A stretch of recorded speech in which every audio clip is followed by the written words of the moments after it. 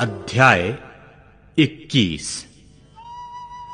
तब अय्यूब ने कहा, चित्त लगाकर मेरी बात सुनो और तुम्हारी शांति यहीं ठहरे।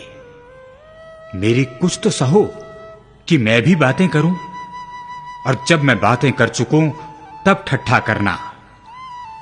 क्या मैं किसी मनुष्य की दुहाई देता हूं? फिर मैं अधीर क्यों ना हूं?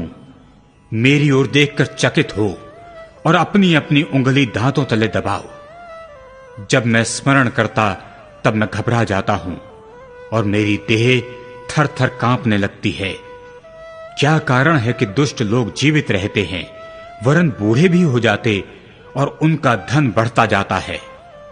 उनकी संतान उनके संग और उनके बाल बच्चे उनकी आंखों के सामने बने रहते हैं। उनके घर में भय रहित कुशल रहता है और परमेश्वर की छड़ी उन पर नहीं पड़ती। उनका सांड गाभिन करता और चूकता नहीं। उनकी गायें बियाती हैं और गर्भ कभी नहीं गिराती।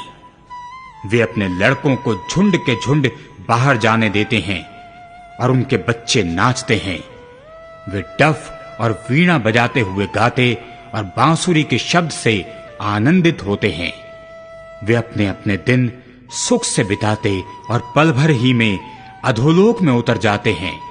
तो भी वे परमेश्वर से कहते, हमसे दूर हो, तेरी गति जानने की हमको इच्छा नहीं रहती। सर्वशक्तिमान क्या है कि हम उसकी सेवा करें? यदि हम उससे विनती भी करें तो हमें क्या लाभ होगा? देखो, क्या उनका कुशल उनके हाथ में नहीं रहता? दुष्ट लोगों का विचार मुझसे दूर रहे। कितनी बार दुष्टों का दीपक बुझता है या उन पर विपत्ति आ पड़ती है, या परमेश्वर क्रोध करके उनके भाग में शोक देता है। क्या वे वायु से उड़ाए हुए भूसे और बवंडर से उड़ाई हुई भूसी के समान होते हैं? तुम कहते हो, परमेश्वर उसके अधर्म का दंड उसके बाल बच्चों के लिए रख छोड़ता है। वह उसका बदला उन्हीं को दे ताकि वह जान ले। दुष्ट अपना नाश अपनी ही आंखों से देखे और सर्वशक्तिमान के क्रोध में से आप पी ले। क्योंकि जब उसके महीनों की गिनती कर चुकी तो अपने बाद वाले घराने से उसका क्या काम रहा? क्या परमेश्वर को कोई ज्ञान सिखाएगा? वह तो ऊंचे पद पर रहने वालों का भी न्याय करता है।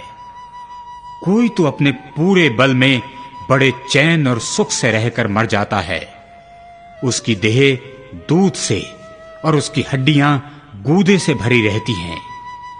कोई अपने जीव में कुढ़ कुढ़ कर बिना सुख भोगे मर जाता है।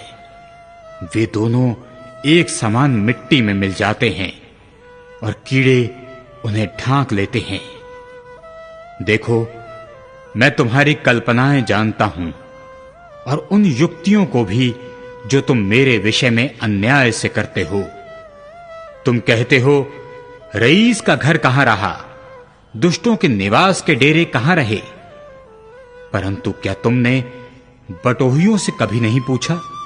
क्या तुम उनके इस विषय के प्रमाणों से अनजान हो कि विपत्ति के दिन दुर्जन सुरक्षित रहता है और महाप्रलय के समय ऐसे लोग बचाए जाते हैं? उसकी चाल उसके मुंह पर कौन कहेगा?